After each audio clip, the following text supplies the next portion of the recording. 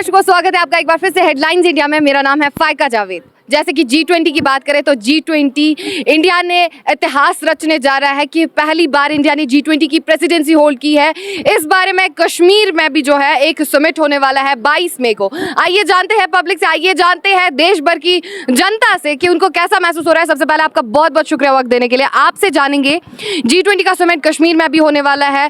हमारे देश ने पहली बार इसकी प्रेसिडेंसी होल्ड की है, कैसा महसूस हो रहा है इस टाइम? अच्छा लग रहा है, गर्व जैसी बात हो रही है कि हमारा जो देश है इतनी बड़ी अपॉर्चुनिटी और बहुत हिस्टोरिकल मोमेंट है हमारे देश के लिए एंड इट बहुत प्राउड का मोमेंट है एंड इंडिया के लिए बहुत अच्छा, आगे बहुत रास्ते खुलेंगे इससे जितना भी है।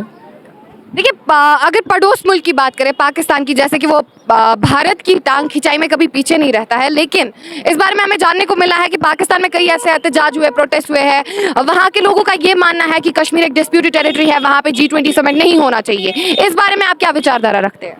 देखिए, मानने की बात है, अभी जैसे हम पहली बार कश्मीर आए हैं तो हमें ऐसा कुछ फील हो नहीं रहा है, हमें ऐसा बहुत फ्री फील कर रहे हैं और यहाँ के जो लोग हैं वो भी बहुत फ्रेंडली हैं और कोऑपरेट करते हैं, खासकर टूरिस्ट को लेके। और कश्मीर बहुत खूबसूरत है, इसको ऐसे ही बनाए रखें, ऐसा हम आशा करते हैं।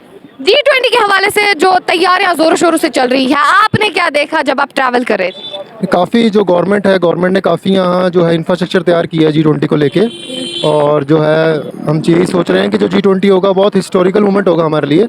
बहुत अच्छी बात है, ये कर रहे हो। चलिए, बहुत शुक्रिया। आपसे जानेंगे G20 का समिट इंडिया ने पहली बार जो है प्रेसिडेंसी होल्ड की है G20 की, कैसा महसूस कर रहे हैं इस टाइम पे एक भारतवासी होने के नाते? I am feeling very proud. बहुत अच्छा है, लग रहा है कि हमारे देश में भी कुछ ऐसा होने जा रहा है। नेचुरली है कि पाकिस्तान तो शुरू से ही हमारे अगेंस्ट रहा है, लेकिन इस बार थोड़ा हमें कुछ ज़्यादा प्राउड महसूस हो रहा है कि कुछ अलग से हमारे व्यूज़ भी अलग आ रहे हैं। यहाँ के पब देख के हैं, गवर्नमेंट भी हमें काफ़ी कुछ कर रही है, यहाँ के लोगों के लिए टूरिज़्म बढ़ रहा है इससे। देखिए, सरकार ने जो है दो चीज़ों को मद्देनजर रखा है। अगर महिला सशक्ति की बात करें, वुमेन एम्पावरमेंट या फिर यूथ एम्पावरमेंट की बात करें, तो दो चीज़ों को ज़्यादा फोकस में रखा गया है। क्या लगता है आपको इसके पीछे क्या रीज़न हो सकता है? रीज़न यही होता है कि हमें डेवलप करना है, इंडिया को आगे लेके जाना है हमको, तो इसके लिए कुछ ना कुछ तो एफर्ट्स तो करने पड़ेंगे गवर्नमेंट्स को।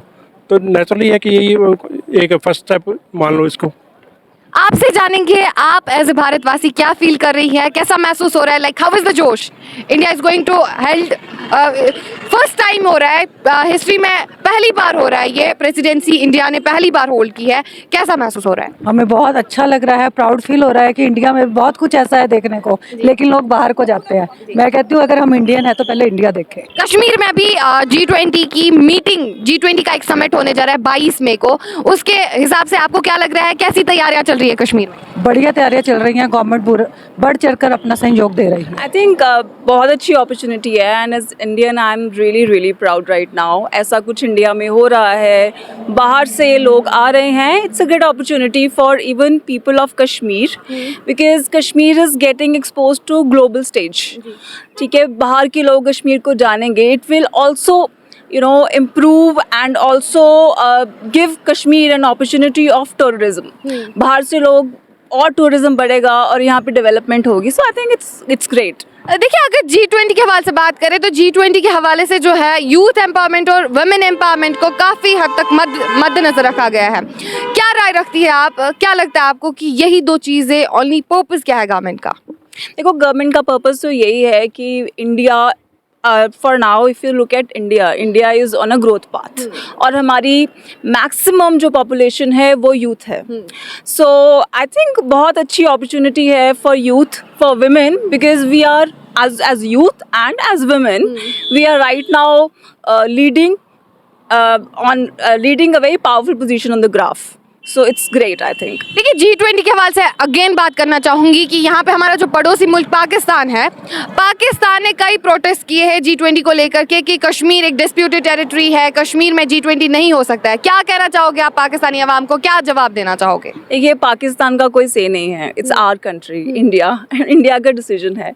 I don't think Pakistan has any से इन इट। वेल, देखिए, बहुत ही इम्पोर्टेंट पॉइंट आपने शेयर किया है हमारे साथ इस वक्त। ये दो ऐसे हमारे समाज में, हमारे कश्मीर में, हमारे पूरे मुल्क में अगर हम देखें तो इन दोनों एस्पेक्ट्स की एम्पावरमेंट डेवलपमेंट बहुत ही ज़्यादा ज़रूरत है। देखिए, अगर आप समाज को देखें तो एक समाज को एक खातून बनाती है, चाहे वो माँ के रूप में हो, बहन के रूप में हो, बीवी के रूप में हो या बेटी के रूप में हो, तो एक समाज को एक खातून बनाती है। और इस समाज को अगर आपको बेहतर बनाना है तो सबसे पहले आपको फोकस एक खातून पे करना होगा, उसकी सेफ्टी को लेकर, उसकी सिक्योरिटी को लेकर, उसकी सेंसिटी को लेकर, उसकी उस इम्पोर्टेंस को लेकर। तो बहुत ज़्यादा ज़रूरी है कि अगर हम अपने आप को ये मानते हैं कि हम अपने समाज को बना रहे हैं, तो सबसे बड़ी जिम्मेदारी है कि हम अपने समाज की वुमेन को डेवलप करने के जो इनिशिएटिव्स हैं सबसे पहले फोकस उन पे रखें। क्योंकि अगर आप एक खातून को डेवलप करते हैं तो ऑब्वियसली आप अपने समाज को बना रहे हैं, ठीक है। तो ये बहुत ज़्यादा इम्पोर्टेंट है। वेल, आखिर पर आपसे ये सवाल पूछना चाहूंगी, as a Kashmiri, how are you feeling like G20 होने वाला है, like how is the josh? Well, obviously excitement तो है, इसमें कोई दो राय नहीं है कि एक्साइटमेंट नहीं है। But things are like we are expecting the things which will come to as a fruitful to us. So बहुत ज़्यादा इम्पोर्टेंट है कि ये समिट बड़ी इत्मीनान के साथ, बड़े सुकून के साथ और एक कामयाबी के साथ होना चाहिए, ताकि जो उम्मीदें हर एक नागरिक की इस इवेंट की तरफ है, इस समिट को लेकर है, वो सारी उम्मीदें पूरी होनी चाहिए। तब हम मान सकते हैं कि हमारे प्रधानमंत्री ने, हमारे जो बाकी सरकार में जितने भी ज़िम्मेदार हैं, जिन्होंने भी ये इक़दामात उठाए हैं, और ख़ासकर कश्मीर को फोकस में रखकर हमें ये मेज़बानी का मौका मिला है। तो सबसे पहले तो अवार्ड यही है हम लोगों के लिए, हम कश्मीरियों के लिए, तो सबसे बड़ी इज़्ज़त की बात यही है, बड़ा एज़ाज़ तो यही है। लेकिन इस एज़ाज़ को अब मुकम्मल तौर पर इसको हासिल करने का ये है कि जब ये समिट बड़े कामयाबी के साथ कंक्लूड हो जाएगा, जो मेहमान हमारे पास यहाँ पे बाकी मुल्कों से आ रहे हैं, अगर वो खुशी और इत्मीनान के साथ यहाँ से वापस अपने मुल्क में जाएंगे, तो वो जाहिर सी बात है कि वो हमारे मुल्क के बारे में एक बहुत अच्छा मैसेज लेके जाएंगे। वहाँ पे हमारे कश्मीर को लेकर एक बहुत अच्छा मैसेज लेकर जाएंगे, जो पूरे वर्ल्ड में स्प्रेड हो सकता है। ना सिर्फ कश्मीर के लिए ये बेहतर है, बल्कि हमारे हिंदुस्तान मुल्क के लिए ये बेहतर है।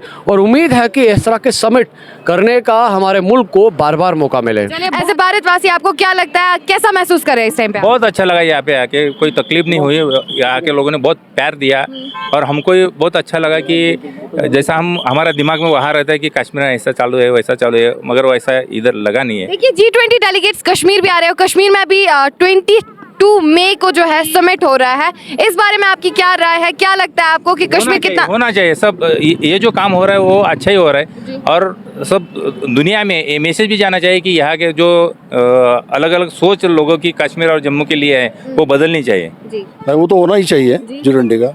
और जो मोदी जी ने वो लाया है प्रेसिडेंसी, वो तो बहुत सब वर्ल्ड मान रहा है सबको। हाँ, तो कश्मीर में होना ही चाहिए G20 का मीटिंग, और सब एक साथ डेवलपमेंट होना चाहिए। पाकिस्तान के हाल देख रहे हैं, ये तो इंडिया है आखिर। इधर तुम सेफ है, हम सेफ है, यहाँ पे सबको खाना अच्छा मिल रहा है, ये तो अच्छी बात है ना। वहाँ पे महंगाई, यहाँ की महंगाई, उसमें फर्क भी है। ये तो अपने सब ने ये सोच अच्छी रखनी चाहिए। डेफिनेटली बहुत ही अच्छा है, क्योंकि जहाँ पे जी समिट हो रहा है वो सिटीज़ बहुत स्मार्ट हो रही है, उसमें डेवलपमेंट हो रहा है, प्रोग्रेस हो रहा है, और पूरे जहाँ में हमारा भारत सबसे अच्छा है वो दिख रहा है।